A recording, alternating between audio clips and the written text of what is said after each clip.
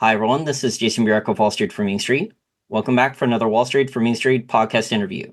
Today, on Friday, October 18th, 2024, we have another huge rally in the gold and silver prices. The silver price has rocketed through $31. $32 is even past at $33.68. We'll see if it stays around these levels or has a correction. The gold price also, despite the narrative in the mainstream financial media, which seems anti-gold all the time, the gold price the last 12 months, it's had very few corrections. And really since October of 2023, it's been on a tear, largely, I would say, from Asian retail demand and a dollar cost averaging from non-G7 central banks. Gold price is well above 2,500 at $2,720. Today we have on a returning guest.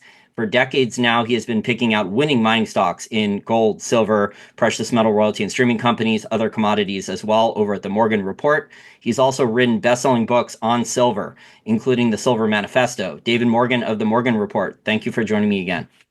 It's always a pleasure to be with you, Jason. Thank you very much. Yeah, David, and I wanted to get the date and time and the gold and silver price out of the way because I mean it's crazy with the price action lately because the narrative in the past, David, I'm sure you're aware of this, is that like, oh, the Fed's raising rates, bad for gold and silver. Oh, the Fed is lowering interest rates, people are going to go risk on and go to other stuff, bad for gold and silver. So that was like the narrative in the mainstream financial media, and yet the last 12 months, it seems there's a paradigm shift, especially on the demand side. Very much so. I want to talk about it. So where do you think this new demand is coming from? The demand is finally institutional demand. I mean, it's abundantly clear that the retail side is dead. I mean, that's maybe a little bit too strong a word, but it's pretty accurate. Most of the retail investors in silver particularly are not buying, and many are selling back. But the price keeps going higher. So where's the demand coming from? And that is Asia, and institutions are coming back into the market. So you have big buyers that are buying in the millions of dollars of silver and gold, and the retail market that's selling back 20,000, 50,000, 10,000, 150,000, a million maybe. So you have small sellers and large buyers, which means overall the net is buying power. And this is something I've been waiting for, Jason, for some time to see the demand side come into the institutions again. And when that happens, that's like Wall Street recommending Bitcoin and moving into an ETF. You've just lit a match and you started a fire that's going into a roaring blaze. And I'm not suggesting that that's where we're at, but we could be. I would like to see some more data, but it's very evident that the big players are starting into the market. To add to your points there, and I think you're talking about what Western retail demand, so U.S., Canada, United Kingdom, Western Europe, those Australia, those types of countries where the retail investor for bullion, they're net sellers. I think the largest publicly traded company that we have any access to any of this type of information is the wholesaler, A-Mark. So they have access to the refiners. They own some retail bullion dealers, but they do mostly wholesaling, and they've been reporting disappointing sales for a lot of their retail bullion business. I think other than Costco. I think Costco sales are up because a lot more affluent people tend to be Costco members, and people spend large amounts of money up front at Costco. But a lot of the other retail bullion dealers in like the US, Canada, other Western countries, the sales are not as good. Is that what you're saying? Yeah, thanks for the clarification. Very accurate. And then also on the retail side, we do have to say that the Chinese retail market's probably strong. In fact, I think it was your show, maybe not, but it's one within the last month or two that and good sources. Now, I have to clarify this is more or less hearsay, but I trust these guys. They've been in the business, and it wasn't one source. I got two who basically told me that the retail buying in China is greater than they've seen, and this is the quote, 50 years. Now, that means they're as old as I am, but it's significant. And this is something they've been gold buyers for some time, but the problem with the real estate markets and the banks and everything else, as we talked offline before we started recording, has definitely motivated a lot of buying on that side of the world. So I'm glad and thank you for the clarification. Yeah, exactly. Since we were saying before we start recording, since around, I think in our last interview, we discussed this too, since October 2023, the retail demand for Asia, so for China, India, Japan, Korea, Thailand, Vietnam, the retail demand for physical gold and silver is really, really picked up. The other part of this for China is I think they're lying about the money supply. The People's Bank of China, I think they just announced more debt monetization in QE. And the people in China, the reason that they pulled a record amount of cash out of their banking system back in April, they're worried about bank failures. They're worried about a yuan devaluation. It's not just their real estate investments that are not doing well. The average Chinese investor, retail investor, does not trust a lot of Chinese stocks in the stock market. They already owned a lot of Chinese properties. They were looking for diversification, and physical gold and silver is good diversification away from, the conventional assets like stocks, bonds, real estate. Yeah, well said and quite accurate. So, did you see the new data point? I'm not sure if anyone else has this yet. There was a Chinese trader who I think works in the Shanghai Gold Exchange, futures exchange for years, and he just posted some new data in the last week, David, that apparently not only are Chinese silver imports at record amounts, but I think they just restricted silver exports. They're down almost 50%. Did you see that data point yet? I did not. My main source from there comes from Twitter, and I've had a fairly good amount and time of discussions with them over the last year and a half, probably. So I could verify what you just said on everything except the last point. But a lot of the Chinese, they never export anything silver wise. Whatever comes in, they either process it and ship it out because it's already bought and paid for, and they have to, smelt it and return to the people that sent them the raw material. But outside of that, anything that they mine stays there, and anything net in the smelter, usually they take their profit not in yuan or USD, they take it in metal. So if you're processing something in the nasties, meaning I've got some arsenic or some really hard to refine polymetallic doré or whatever, or concentrate. What happens is they get a penalty, which means they get more, silver or whatever. So, not to like drill down too far with you, Jason, but that's the idea. And especially these days, who wants really any currency? I mean, if I'm in that business, I much rather stockpile some metal on my shelf than I would put up a bunch of yuan or something. Are the Chinese keeping that silver inside the country? Are they keeping that also for an increasing amount, say of like solar panels, the solar farms? I think they just brought online a record size solar farm near the Gobi Desert. I think India is doing similar stuff. Do you think that that's like a new demand driver on the industrial demand side for silver lately? I wouldn't know for certain, but I would say yes. I mean, it is a top-down economy, and I've only been there once, but I spent several days in. You know, in some ways they're more free market than North America. In other ways, they're as communists can be.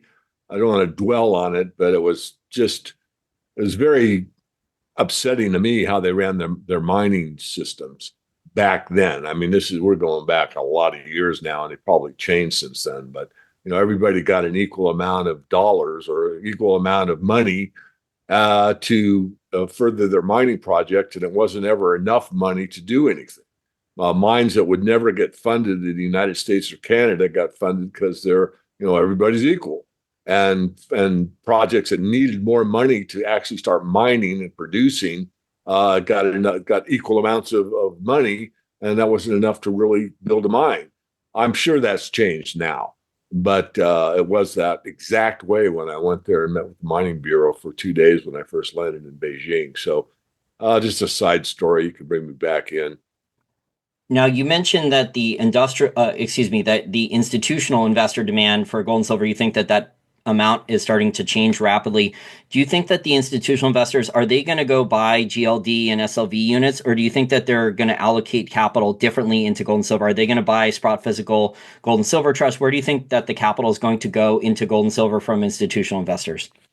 Well, having rubbed shoulders with them over the years, and certainly don't know them all, but the handful that I knew on a first name basis, in almost all cases, just use the SLV. Now there's some that will only go to the PSLV, but for most purposes, they go through the ETFs or the ETPs. Now, having said that, there are others that are more, let's say, aligned with my philosophy. And in those cases, they may actually go into some of the people that I would recommend, on a consultation, I wouldn't say in public, that would be storing physical metal for them for, let's say, a pension fund, which might act like uh, a holding company that would maybe be able to allocate metal back to people in the fund. I'm not saying that goes on. It's just their thinking is more aligned with, well, physical trumps everything else. You cannot really, put a solar panel together with a silver contract. You've got to have the physical metal. So there are people that are shifting into that line of thinking. Are there many? No, it's a very, very small percentage. But as the price goes higher and higher, and some of these, Samsung's, Tesla, Apple, all these high tech companies that absolutely require the essential element silver, and they see that the supply of physical is drying up, what they'll do is they will start to warehouse. They'll start to say, look, I'm not going to be out of business. I want a year's supply of silver, which would be extreme in their thinking right now, but maybe initially it's like I need a quarter's worth of silver. I need a half year. I want a half year. I want to be safe. And then they see what the price does, and you know what, we're going to stay ahead 6 months always, regardless of price, because silver's price inelastic on the demand side for most industrial applications. So the amount of silver required for an iPhone, for example, is pennies relative to the cost of an iPhone. So if it goes from pennies to $1, who cares? If it goes from $1 to $10, who cares? So what I'm saying is, if you're only using, grams of silver in the product, you really, if the price is $10, $100, or $400, it matters little to the end product. The end product costs $1,000. Now, of course, that's not true in silverware or silver jewelry or silver artwork or something like that. But in most industrial applications, even solar panels, I mean, yeah, they use silver and they use a lot of it on aggregate when you add up all the solar panels in the world. And as you said, I mean, India's got a solar farm that's bigger than the city of Paris, for crying out loud, or at least that's the design. Then that on aggregate's a lot of silver, but on a per panel basis, it's really not that much. And so that's where the beauty comes in, because when you see the institutional side move into the silver market, it'll have a profound effect because all markets move at the margin. Let me give you a real quick example, Jason. In 2020, Scott Maynard was interviewed by a couple of Bloomberg financial reporters at Davos, better known as other names. And at that gathering, they asked Scott Maynard, who was the chief investment officer for Guggenheim, he's deceased now, and they said, what's your go-to investment for this year? And he said silver. And they just about fell off their chairs. I mean, literally, you could see their body language. Like, what? That was the last word they ever expected anyone to say. And so they kind of composed themselves and said, well, what about gold? He said, well, gold's pretty near its high right now. But silver is 60% off from its high. I think it's a better value. I think silver's the way. What's so interesting about that comment was in that year, 520 million ounces of silver were bought either through ETPs or physical product. And the retail product purchases were about 200 million, and the institutional side was 320 million ounces, which brought it to 520, which is bigger than the industrial side of the market, which was at that time a little over 50%. We have about a 1 billion ounce market in silver every year, and it's been static. It's been around that number for several years in a row now. So more than half of the silver market went into investment. Well, that was sold back into the market over the next year or so, and we have not seen that kind of buying in silver by institutions since then. But my point is that it happened once, it can happen again. And that could have been one purchase. I mean, not like, okay, I'm buying 320 million ounces, in one phone call. I'm not saying that, but over time and within maybe a 6-month period accumulation. And was it all one fund? I have no idea. I have no way of knowing. What I do know is the fact that I gave you. And that was in a year when no one was paying attention to silver. What happens when people are paying attention to silver. The Chinese people are buying silver, and we have a US dollar problem, or we have a bond market problem, or the stock market starts to fail, or commercial real estate in this country gets worse than it already is. I mean, there's a lot of factors, a lot of vectors pointing toward higher silver and gold prices. And now that silver is starting to catch attention, and it's got a lot of catching up to do on the gold silver ratio. I mean, I would say it's mispriced. People argue, well, silver. I mean, there's a lot of people that dislike silver for a ton of different reasons. But regardless, it is undervalued relative to gold on a historic basis. And people that are objective and are out to make money only ignore all the cries of whatever about the emotions surrounding these metals. They look at the objectivity of it and say, what's the best buy? And the answer is silver. Now, with the Silver Institute, there are reports, there are new reports every year.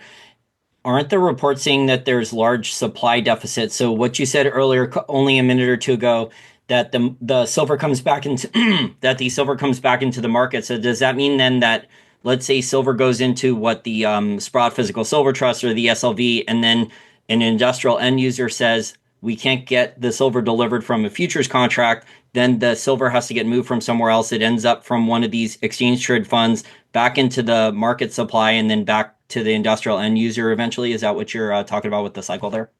It can, in order to be able to get physical out of those type of entities, the SLV or the PSV, you have to be authorized participant. There's a lot of rules on that, but there are them, and there are those that can do it.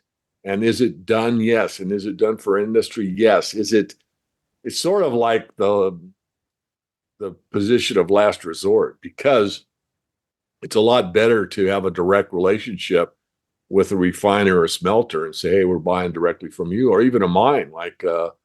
Avino goes direct to one of the conglomerates that need silver for their production capacity, and they just take their doré and refine it. I wouldn't say in house, but with one of the refineries nearer their main facility. So I think you could see more of that. So there's lots of ways to get silver before it gets into an ETP, but you're not wrong. Once in an ETP, if you can't find it anywhere else, and you've got $190 million worth of silver, or $500 million worth of silver, and you're an authorized participant, you can call up and say, hey, give me the silver. I need it. I want it. Well, Why? It's none of your business why. It's mine. Send it. And so, yeah. But again, that would be like step three. The first one would be the relationship you have with the refiner. Second would be a relationship you have with the mine or people that sell concentrate, sort of the middleman. You look up, Metals Men, that book. You find out how the real metal, physical metal, moves around the world. And these guys that are pretty much in charge of doing that. And then you've got what you outlined, and that would be, hey, I own it, send it. Well, especially if there's a silver supply deficit. And do you have similar projections to the Silver Institute where there actually are sizable silver supply deficits that we've been running in deficit based on growth for investor demand and industrial demand for years now? This is a pet peeve of mine, Jason, because we had a silver deficit for 15 continuous years, 1990 to 2005. And if you look at the deficit of 1.5 billion ounces, so on average, 100 million ounces that was eaten from the above ground stockpile every year. Of course, it varied heavily from that number, but that's the average. If you take 15 and 1.5 billion ounces, that's what it is. So during that time, and you saw the silver prices hardly budged. And of course, you're saying, why? I mean, we really were getting the shelves were getting bare. And, if that was happening in corn or wheat or, some of the other commodities, I think, you would have seen a different price movement than what we saw in silver. But my take on it is that, it was very, very quiet. No one knew about it. No one thought about it. No one talked about it. I mean, I might have been the lone wolf. I might have been one of the. I'm guessing this was probably the only one talking about it on the internet, and maybe I wasn't, but certainly the point being is at this time it's known by almost everybody. So that adds emphasis to why do I want silver? Well, they're eating 200 million ounces or more every year, and we only have 2 billion ounces. So we're talking about 10 years, except that people are starting to buy. It's taking more off the market. And the industry's getting worried about when they could get, so they're taking more off the market. So you could just, have that game, if you want to call it that, come into play. And all of a sudden you've got two forces that are, buying silver, one for investment purposes and the other for industrial purposes, and they're competing against each other. Now you've got the Wall Streeters that actually mention the word silver into the mainstream because no one thinks about silver or, it as an investment unless basically they're told by one of the talking heads on one of the main financial channels. I mean, it's only the Mavericks like myself, and there are many others now. But I mean, you go back to the year 2000, there were two people. It was Ted Butler, God rest his soul, and myself, basically. And then, silver got a bid and gold took off, and we had an 11-year bull market. And, we've got other people involved in the market, and retail did really well. And luckily, I called the top, whatever. But that is a warm up. That's like the best high school guy moving from there into college and then going to college. And now he's in the NFL and he's getting nothing but accolades. And everybody's looking at his first, 5 games in the NFL and he's doing spectacularly. That's an analogy for what we might see in these metals because it can't ignore gold making new highs. And gold and silver just always go together almost everywhere. You look at the Bible, you look at, you think gold, you usually think silver. And there's gold centric only. I mean, the central banks are gold only. They don't care about silver, they say. And yet now you get mainstream talking about silver as being taken by the Russians, as I'll say a strategic investment. I don't speak Russian. I don't know what the Russian word was, but strategic or not, it's very much an essential metal, far more essential than gold. Well, the silver demand also for the retail investor, that's the poor man or the regular person's gold. So the average regular person maybe might not be able to afford an ounce of gold every couple of months for dollar cost averaging for their savings. But if you're in China or Japan with a weak Japanese yen or an Asian currency that's been devalued against the dollar the last 12, 18, 24 months, and you're worried about your purchasing power or inflation, I mean, you're probably going to go out if you can't afford ounces of gold, you're going to buy silver. So I think we're seeing that in the numbers for retail investors out of China, India, Asia, and other China, India, Japan, Korea, Thailand, Vietnam, those types of Asian countries lately. They're worried about a weak currency and they're hedging with physical silver. I'm going to push back on it a little bit. First of all, you said is exactly correct. So I'm 100% with you. I would just say add, I'm going to push back. I'm just going to add to that with the advent of the cryptocurrency markets and you've got asset-backed cryptos where you're actually backing the token or the coin with physical. In those instances, you can have, grains of gold. So you're talking, $5 purchase owning a grain, or $10 purchase. There's And I like think that's one of scams. the beauties I think there's scams of like gold pebbles now in China, though. I think there's like a huge scandal now about that with scams. yeah, it goes both ways. I mean, you got to be careful. You got to do your homework. But the point is that you can have access to gold on a very low budget uh, through a crypto, through other means. But no, I mean, there's several out there. I mean, I've been around for a long time, as you know, and I've seen a lot of these things come and go. And it's very, very sad to me because, one of my main purposes in my life is to get, an equal playing field financially on the monetary system for everybody on the planet. I'm not, North American centric at all. I want honesty in the system. And one thing that if you have a gold coin, silver coin standard, it is honesty. You have no, no back. I don't have a currency backed or a crypto backed anything. It's not backed. It's in your pocket. That's what it is. And of course, that's so archaic and so, old school and so ridiculous. But that is the most honest system. And I think we could tokenize it and move forward with something like that. But, are we going to get there? I don't know. A lot of people say that, the only way through this mess is to go back on a gold standard. I have talked to, or should say, messaged Judy Sheldon on her new book. I should be reading it this weekend, and she's already agreed to do an interview with me. I hope she doesn't back out. I don't think she will. She seems like she's, she actually was familiar with my work, believe it or not. I was a bit flattered. But, I'm going to give her a little bit of some intriguing questions because I'm not a big believer in a gold only standard. I'm more of a bimetallic or trimetallic. But regardless of my opinion on how the best or fairest monetary system works or not works, does little to do with our discussion. So thanks for letting me digress, Jason. You're just a great interviewer. The main point is as people get scared and fear the demise of the dollar, the yuan, the peso, the euro, what have you, and start to see the purchasing power drain away, they are going to run at a huge speed into whatever that protects them or they feel the best or safest with.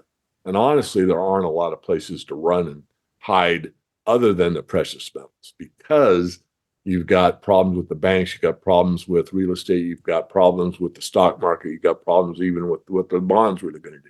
Are they going to pay you back in wheelbarrows of money that do what? So are we going into that or not? I don't know, but it's certainly been the case for all fiat currencies throughout all of history. So we certainly know what the odds are. And I don't know about hyperinflation anytime soon, but currency devaluation, stagflation, best case scenario. Earlier this year in China, we had, I think, 40, it was reported, I don't know the real number, but at least 40 regional banks failed. There was a record amount of cash withdrawals back in April of 2024, so 5 or 6 months ago from the Chinese banking system. And I think a lot of those funds, they went into Bitcoin, they went into gold and silver because they went into tech stocks here in the US, like a Chinese investment product, because of their real estate market exposure and the worries of a yuan devaluation. Exactly. So now I want to transition to the gold and silver miners, David. We have Newmont Mining. They're going to announce Q3 earnings next week. I think the Canadian Investment Bank analysts, they're projecting around the industry average around $900 an ounce of free cash flow for the gold and silver miners. Where do you think that this free cash flow, what are the miners normally do in cycles when they actually get increasing amount of free cash flow? Where does that free cash flow go? Well, since it's a depleting asset, it normally goes into M&A, and you know that. And thanks for giving me the question. You probably know as much as I do at this point about the mining industry, but it goes into cheap assets. So if you're a mid-level producer and your asset isn't valued properly, you come in and you buy it out. You might buy it out for a premium, so the stockholders feel good.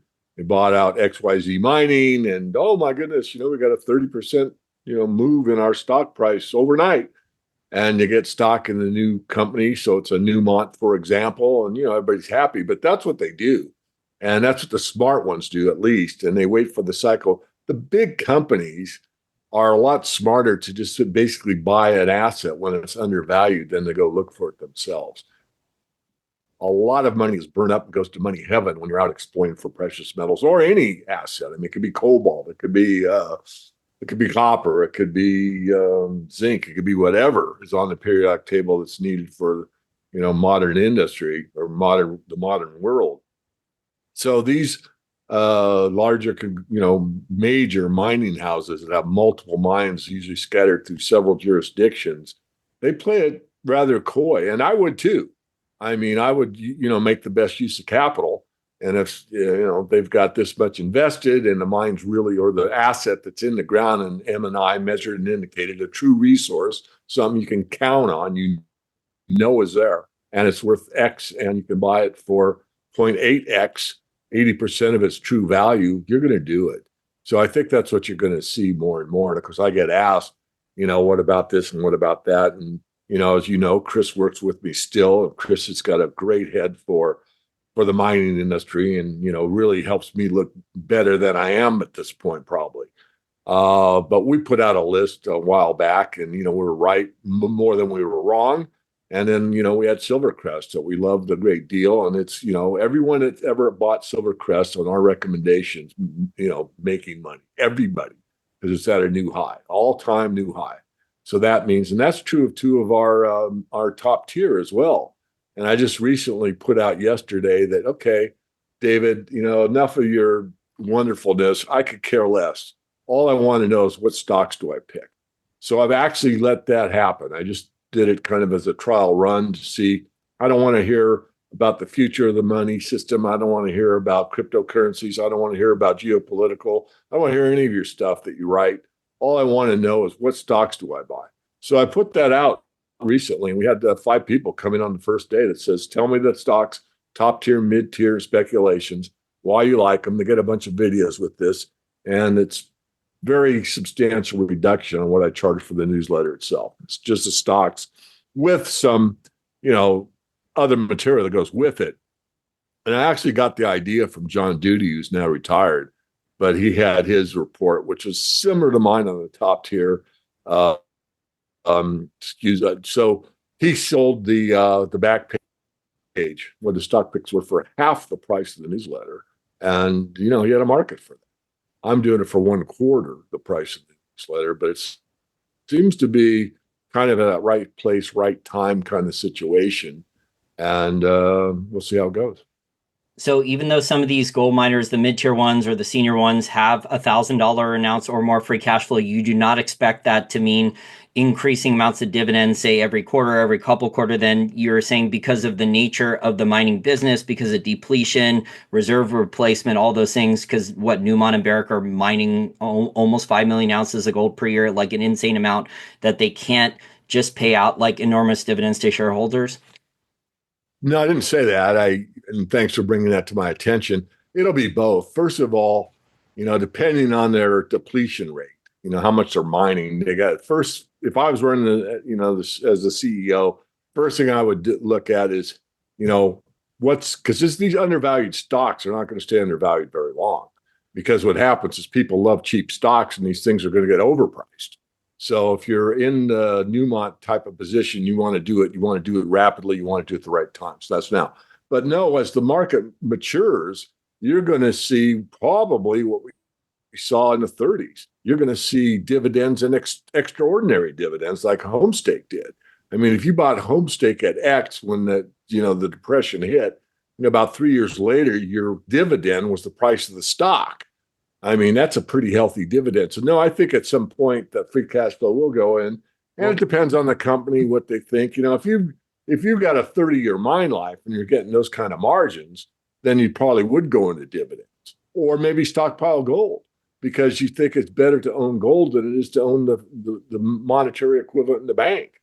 So there's a lot of things that could take place. And thank you very much again for pointing that out. But I just didn't really get around to it or think of it because my primary thought pattern was thinking like, put myself in the shoes of a CEO of a major, and what would they do now, or what would I do now?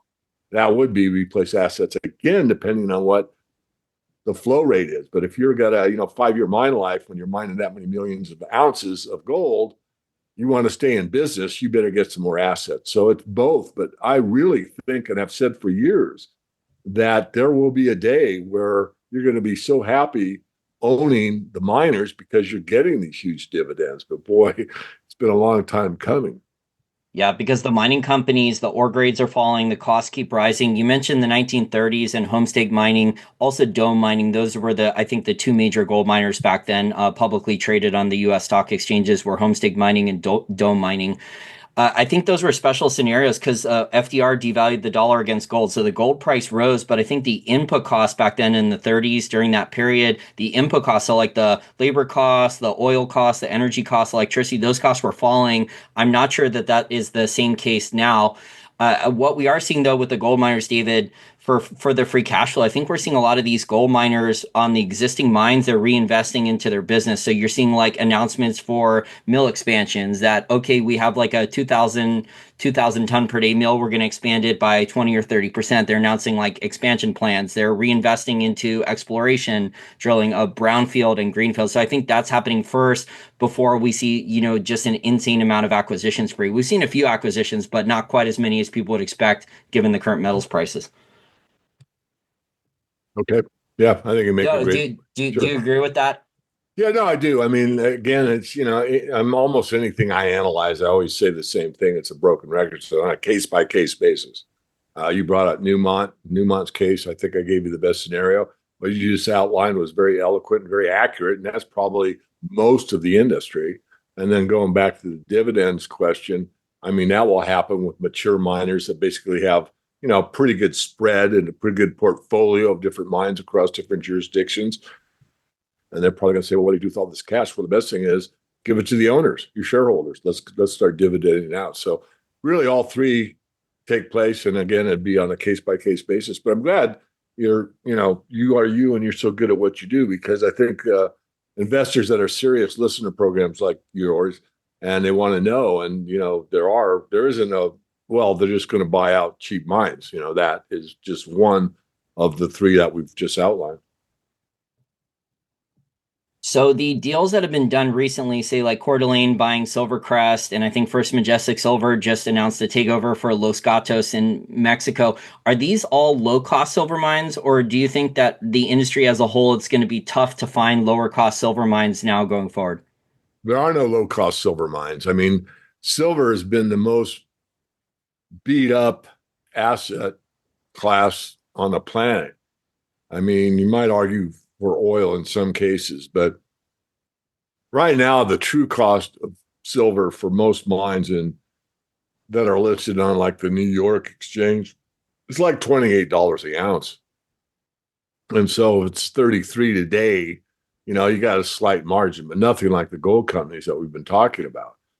So there is there's a real problem. I mean, in a way, we need to see silver at 40 or 50. Now you've got enough margin where you can see in the silver miners what you see in the gold miners. The problem with silver is there's several problems, and from a mining only perspective, mining is probably the biggest problem, and that's because 70% of the mining comes as a result of copper mining, lead zinc mining, and gold mining. 13% of the silver supply is a result of gold mining.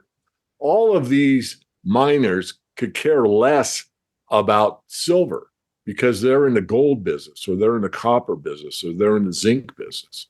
So what they do is they take a credit against the silver that comes along for the ride, and they don't care what it costs. They wholesale it out. Well, if you were in the car manufacturing business and you had a competitor that got a free ride on cars and it was 70% of the market, and they were undercutting you because they didn't care what the cost was, because it was just a ride along for their primary business, that would suppress the price and you'd probably be out of business. And that's the situation with silver that very few people talk about or at least understand. And this is why, if you're smart, you can see a silver Wheaton that's now Wheaton Precious Metals, but to take advantage of these people that basically want to throw the baby out with the bathwater and say, oh, we'll just throw silver out. We'll keep the copper or whatever. So we are in a situation where that hasn't changed, but it may in the future. That's hard to predict. I don't know. What I do know is that that's a very big detriment to the silver price, and it's one that's really hard to overcome. Now, if you're a primary silver producer, that's only 25% of the market, maybe. Of course, you care about the silver price, but that's a very minor part of the overall supply chain. So, one more point: the silver industry really doesn't understand their own business, in my strong opinion. For example, this thing about the silver miners in Mexico, you can't open pit silver. Okay, that's their new edict. Well, if there isn't a silver mine on the planet that makes a profit by open pit mining silver, it doesn't happen. The input costs are too much, and so you're on a hamster wheel. You're spinning your wheels. You're doing nothing. You're mining for free, basically. So that's like, oh, this huge change. No, it's probably one of the best things Mexico could do for the silver industry, because there, to my knowledge, isn't a silver and open pit mine that really makes any. So there's a lot that needs to be corrected, especially as the supply starts drying up, as you talked about earlier, where we're going to lose maybe 250 million ounces, and maybe more than that. We don't know. And maybe less than that. I mean, I have to be fair. It could go both ways. I doubt it. I think that there's going to be, as we just witnessed today, big money moving in the silver market.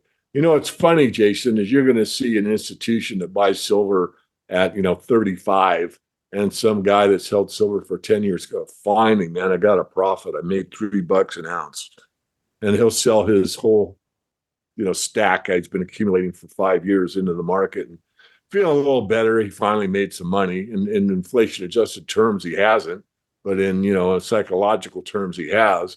And at the end of that industrial guy that bought it at 35, excuse me, the institution for investment purposes bought it at 35, watches it go to 45 in 6 months, and makes more on a leverage basis than this guy that's been out there diligently stacking for 5 years. It's a sad industry in that aspect sometimes, that people don't understand how markets move and why you really want to, as some of the greats from the earlier days said, you want to buy and hold, and you got to wait till the top. And no one knows the exact top. I certainly don't.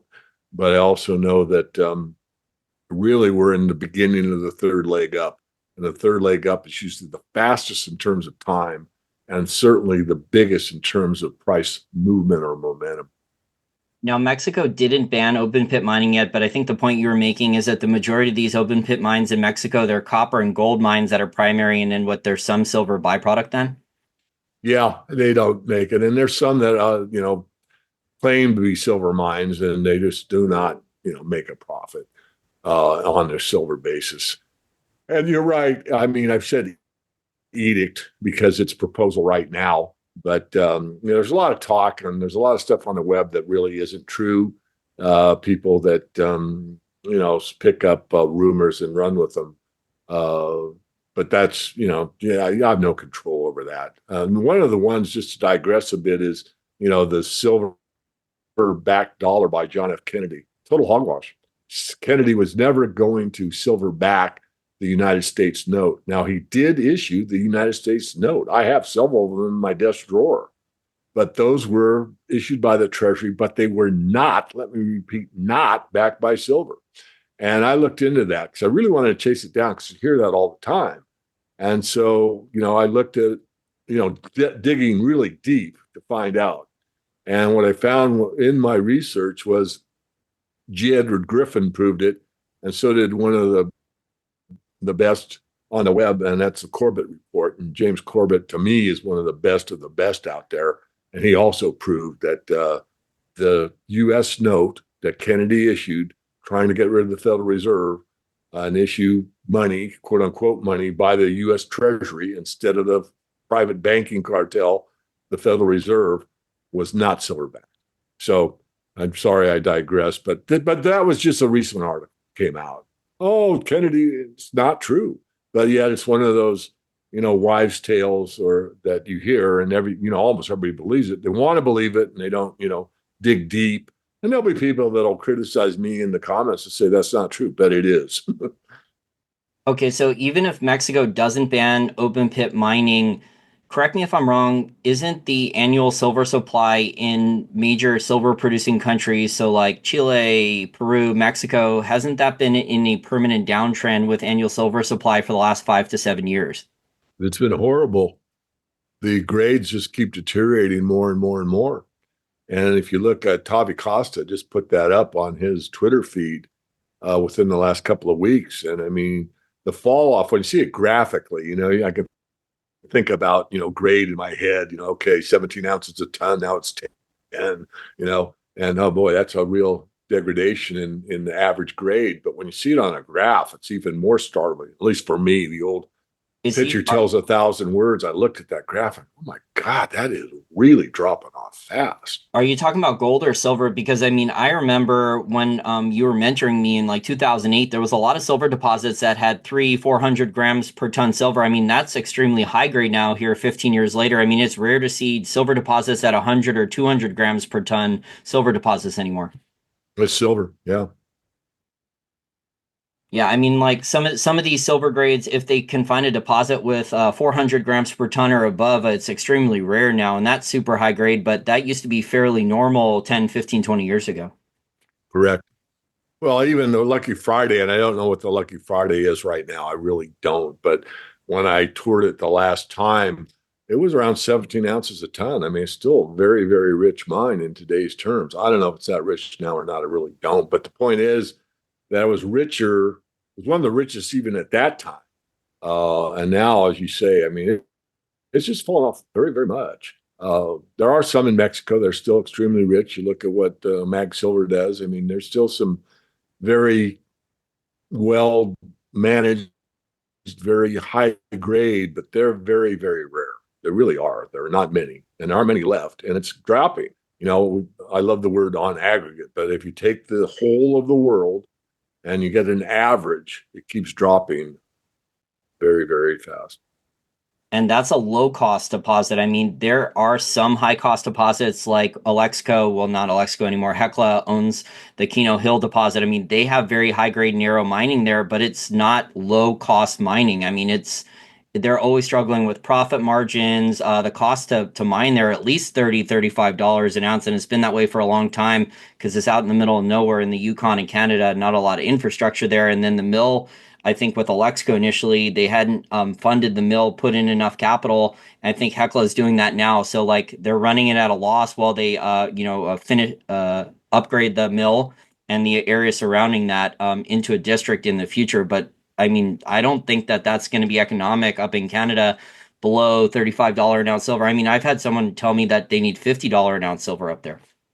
Well, I did a thing. I think we spoke about this once before, but I learned it from Dr. Peter McGaw, and it's called Archie's Rule, and it talks about what you need on a profit margin, or what we usually talk about in mining, free cash flow, in order to have a very viable mine. And it's an asymptotic curve. You can look up what that means if you don't know. But basically, you approach zero. And the idea is that you really need a 2x. If you have a mine of that mines silver at all-in sustaining costs and not the AISC that most of us use, and you actually factor in some of the intangibles like back taxes and some of the stuff that people don't always put in their all-in costs, regardless. And it's $25 an ounce. That's your number. You actually need a 2x. You need $50 an ounce silver. Now, that sounds ridiculous, but if you read this white paper that's for my members only on the website, it's a pretty strong case. And I'm not saying it's perfect. It's sort of a rule of thumb, but it gives you the idea of what kind of margins you really need in the mining business to have a company that's going to make money from the start to finish of the mine.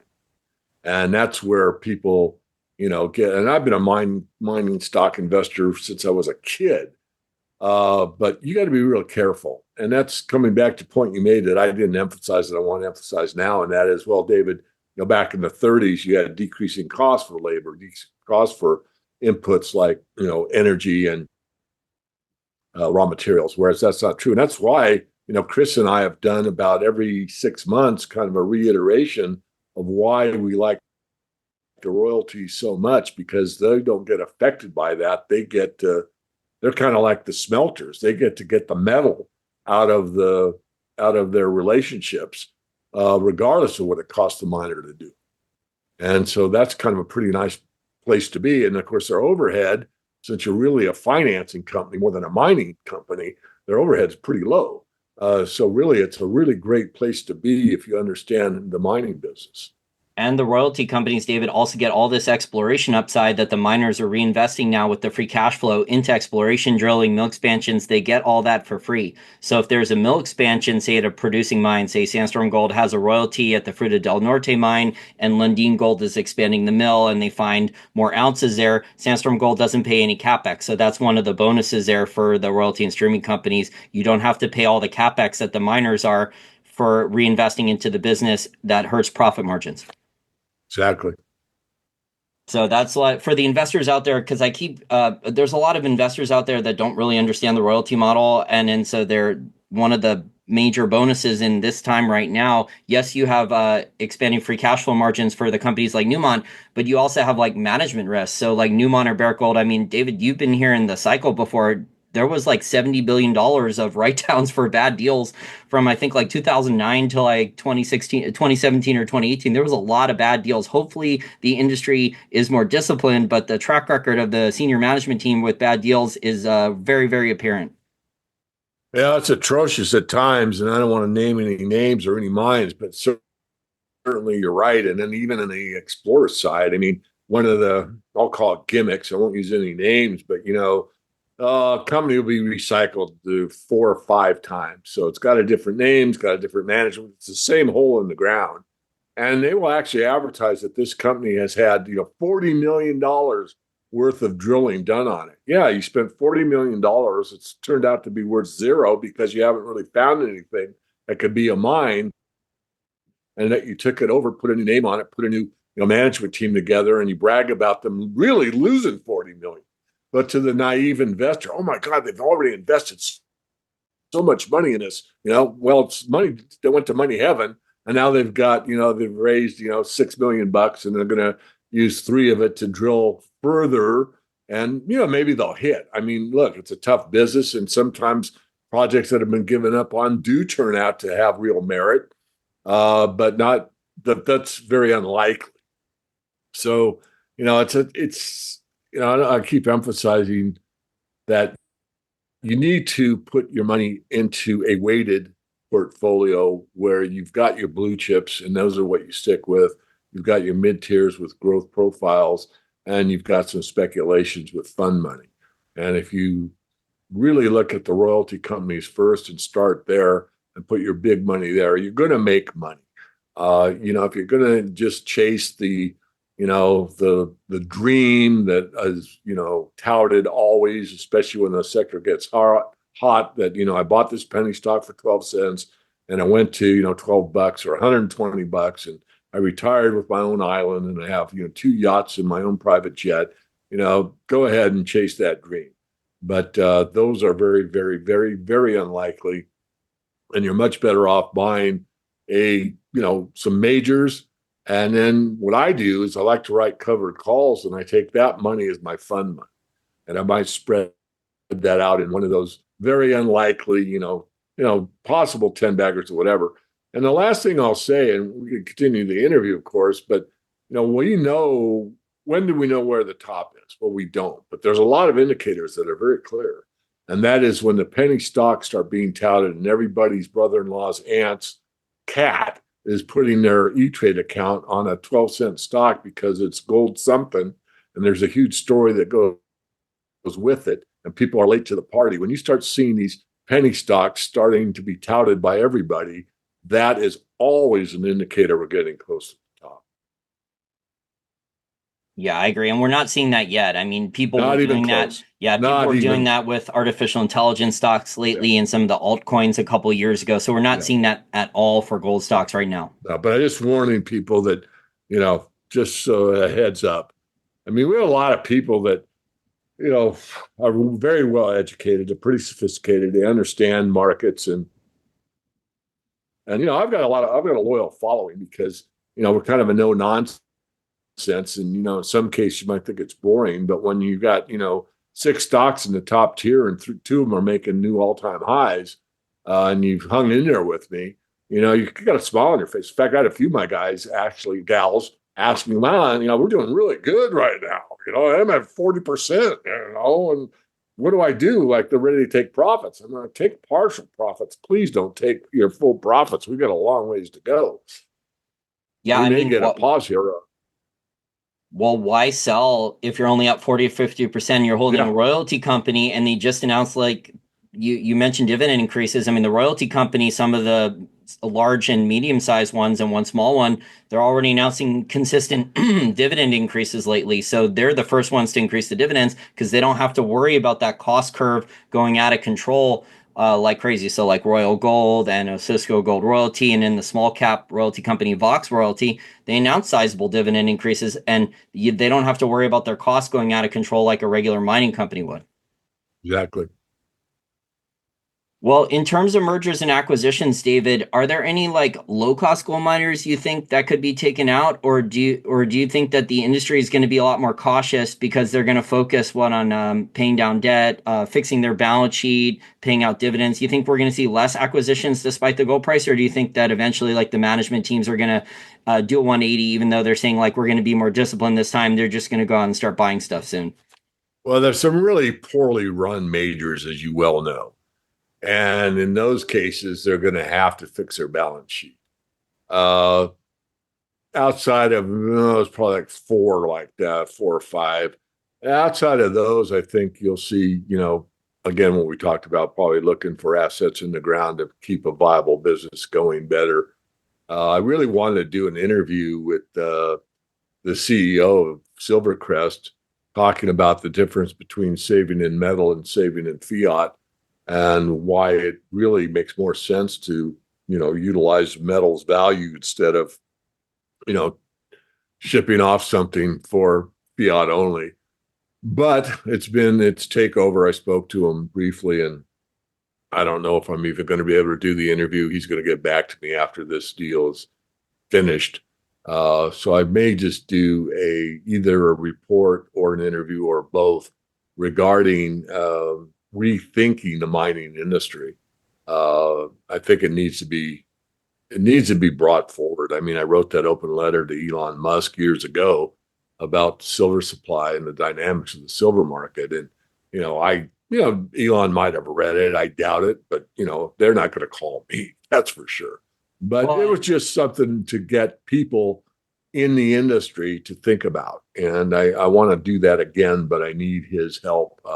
He's done all the homework and I really don't want to redo it.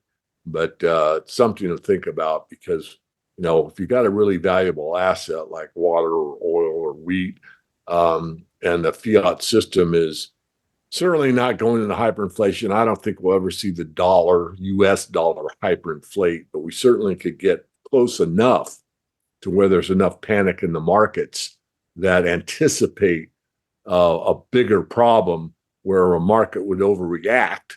And in that case, you might see a extreme move in the metals, maybe in oil, maybe in, lumber that just, I have no way to know exactly, but I know markets and I know how psychology plays into markets. So I want to be clear. I've said for years, I don't think we'll ever see a real true hyperinflation, but that doesn't mean you won't see panic buying like it's never, ever happened before. I was there. I was there when you saw silver and gold going up and up and up, and that's all they talked about on the financial radio channels.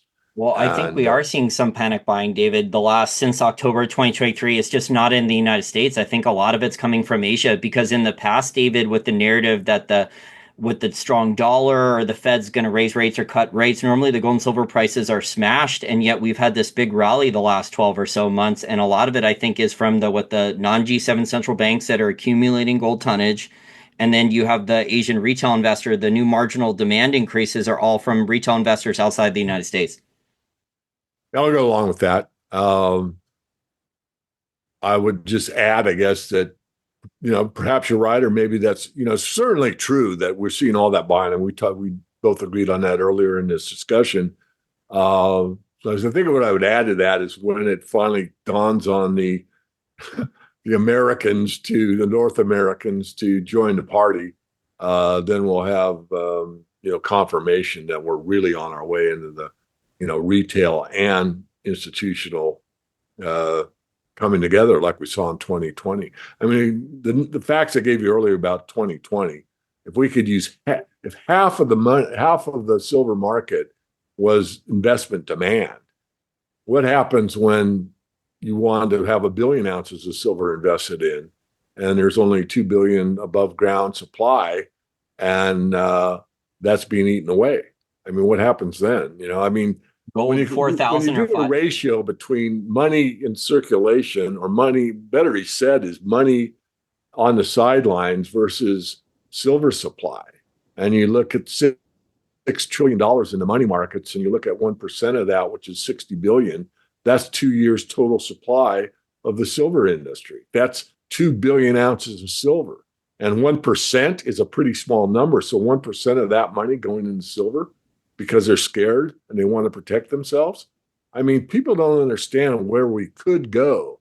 I mean, you hear guys that are more less grounded than I am. I'll try to be polite, giving these astronomical numbers like, oh, they're out of their minds. You can never see that. You don't understand how the end of the great inflations usually end. And that's, not always in a hyperinflation. Again, I'll state, I don't think it, but we could get close enough. And thank you for pointing out that, yeah, the run to gold certainly begun. I've said that many times in other interviews. You just don't see it because it's a smart money. Central banks are buying at a huge proportion relative to what they've done in the past few years. I mean, what they've done in the past few years is hugely greater than what it's done in the past. It hasn't moved into silver because no one thinks of silver as a monetary asset. Now you've got Russia, as I said earlier, coming into it, and the Chinese coming into it. And who else is going to come into it? Doesn't take much. What's 1%? It's nothing. And yet that's how much money sitting on the sideline that could. What if 10% went silver? I mean, and I'm not saying any of it. I highly suspect that's an impossibility. I really think, especially with gold. Gold is an establishment metal, really. I mean, if you look at, the BIS, the IMF, you look at the balance sheets and what being, with this tier one asset that happened in Basel III. I mean, all this stuff points to everything being in gold's favor. And silver is not going to look at gold and not participate. In fact, it'll accelerate.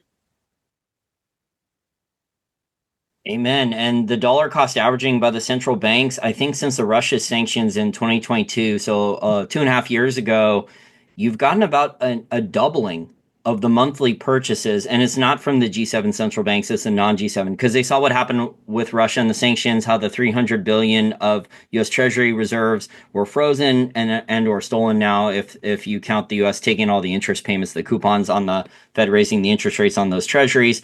So basically, the dollar cost averaging each month, David, the last 2.5 years, it's doubled since those Russia sanctions. So clearly, these you vote with your money. I would say, like in the elections, your vote at the ballot box doesn't mean as much as voting with your money. And these other countries are saying we don't want to buy a lot of U.S. Treasuries. We're diversifying away. We're buying gold tonnage instead.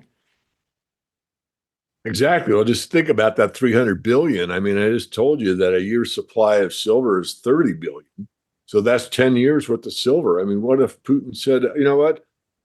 Just send me all your above ground commercial bars. That's about 2 billion worth of silver. Send it over. We'll settle it for that.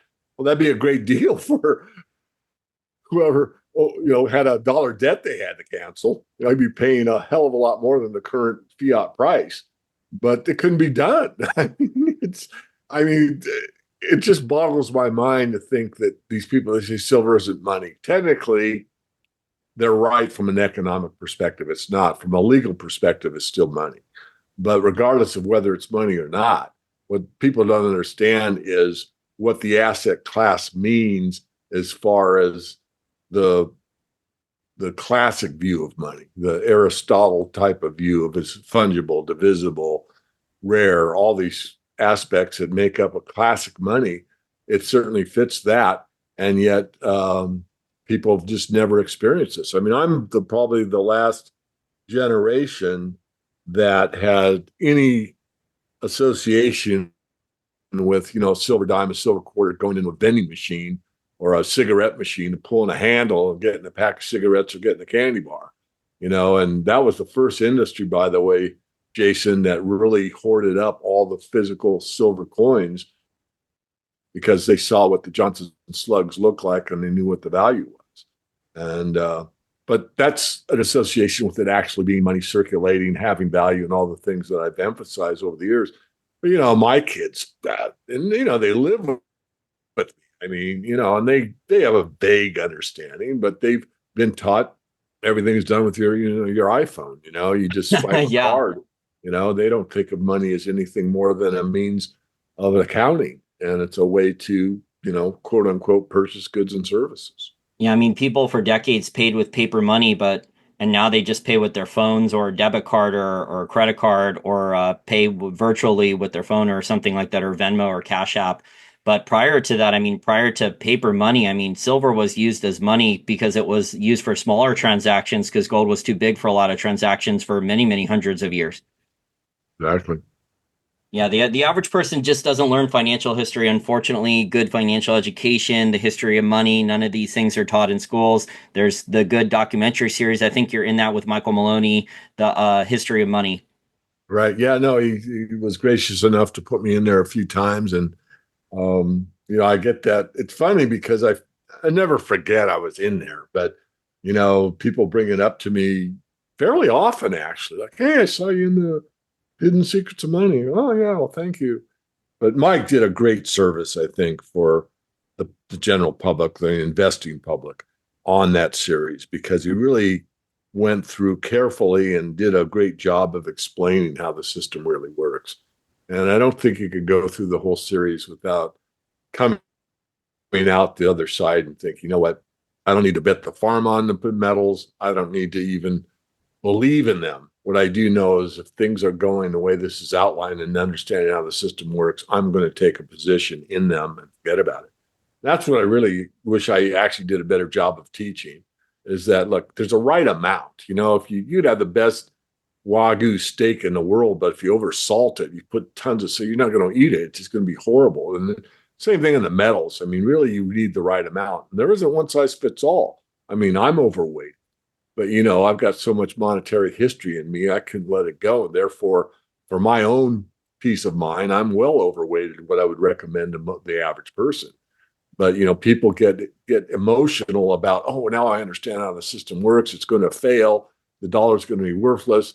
I heard XYZ from something something coin that's got 30 years in the business, and he told me that the price of gold is going to be 6 zeros behind it, and I got to buy it. And they make an emotional buy. And unfortunately, through the years, I've gotten several calls about, God, I wish I would have listened to you. I actually, bought way too much, and now I don't know what to do. Last question before I let you go, David. In terms of geopolitical risk mining, are there any countries right now? It looks like Mexico is still too early to tell if they're going to ban open pit mining or not. Are there any countries where you think I don't want to own any mining company shares because they're investing into this country? I'm staying away. It's funny you asked because there's one really from the beginning, much more um, than now. I mean, now it's more and more worrisome than it was 5 years ago or 10 years ago.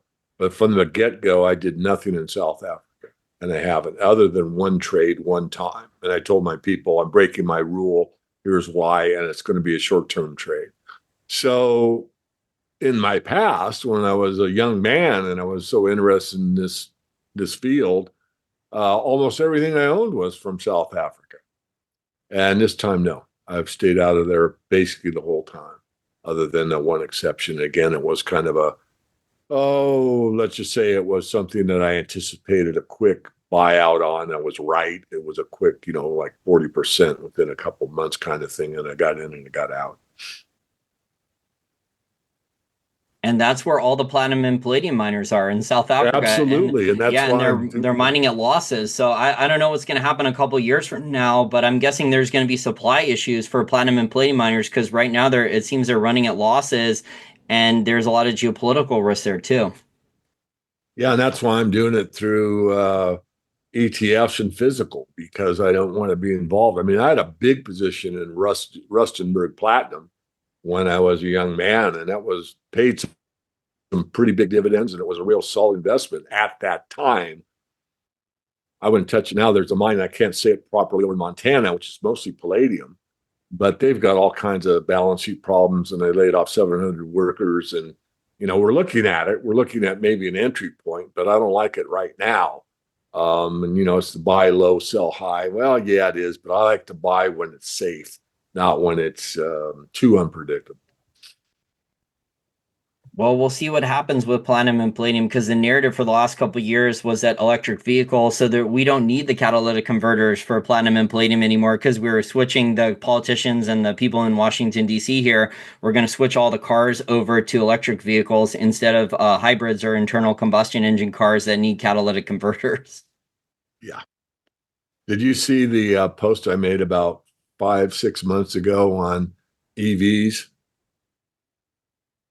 I did not see that, but I mean, like, I'm against the energy spending grift, and we're even seeing this now with electric vehicle car owners that the ones that have been driving the electric vehicles for a couple years now, they don't think it's worth owning them or using them a lot anymore because, like, there's not the infrastructure set up. I mean, if you're waiting hours at a supercharger station there to charge your vehicle up, it's not a good return on your time there. It's very wasteful, especially if you're going to draw the battery down because your air conditioning or the heater on or you're running electronics through your electric vehicle. You're going to draw the battery down fast too.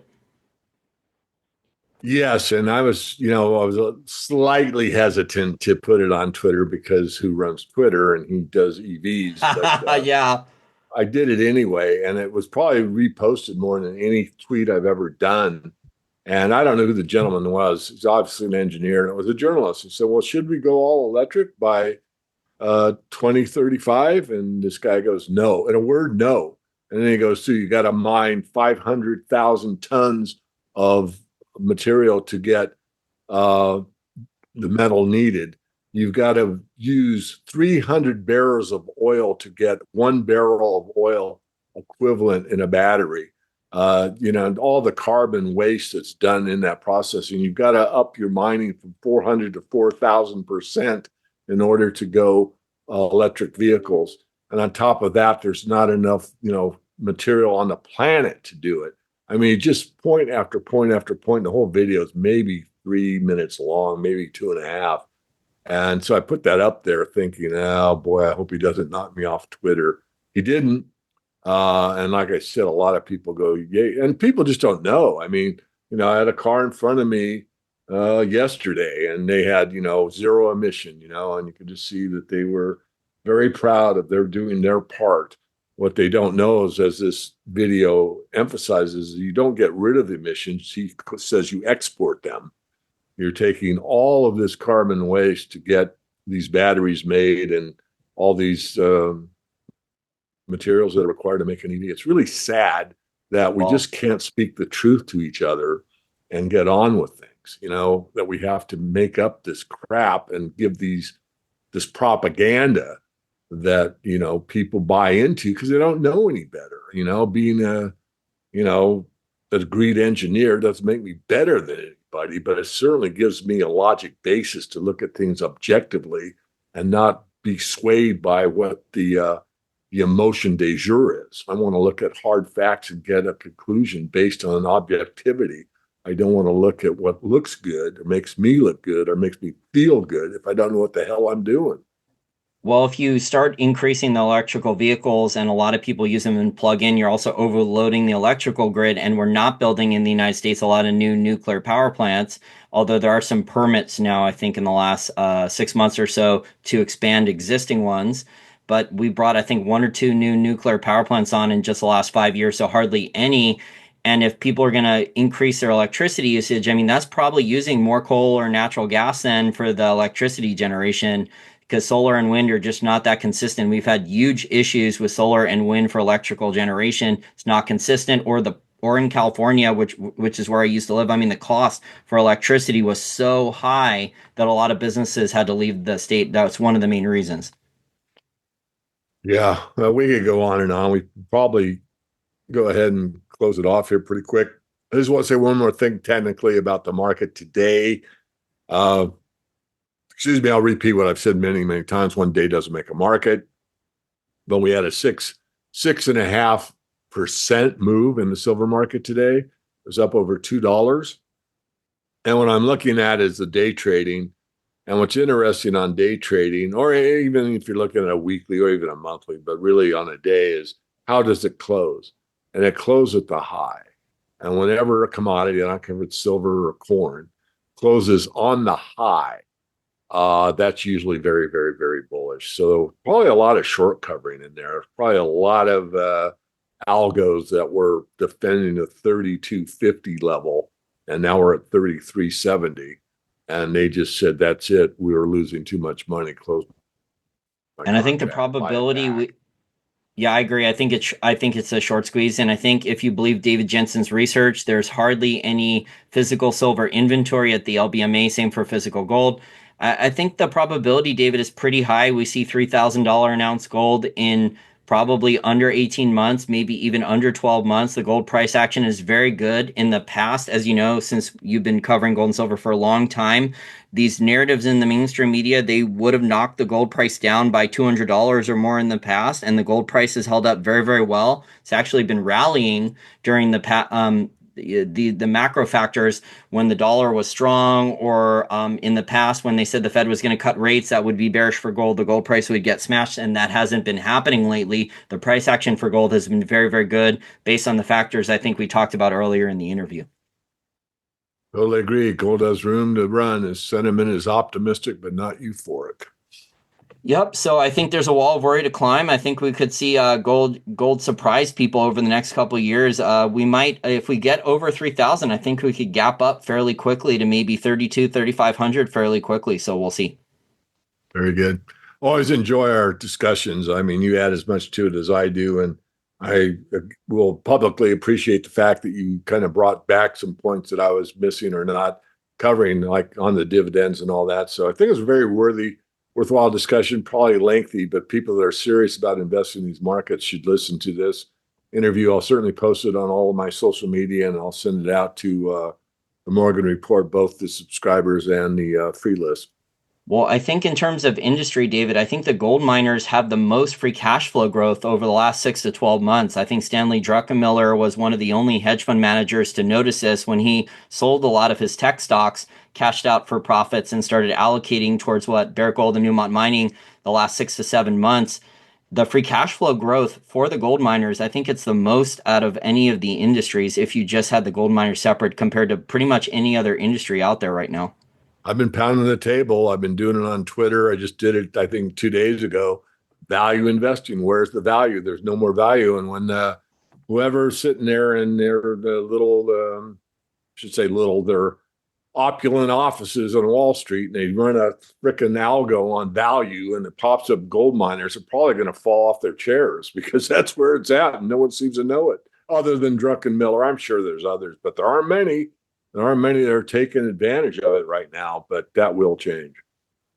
I want to thank you so much for your time today, David. And again, this is the Silver Guru, David Morgan. Go check out his books. The Silver Manifesto is the newest one, and the Morgan Report is his paid newsletter. He has different price points there. He said he just has his stock list now, his gold and silver stock list, and then also the in-depth newsletter. Is that once a month or bi-monthly? It's once a month, but I do video updates. So I usually get about 2 videos or 3 videos every month, kind of keep the pulse on the market. And then the letter itself is once a month.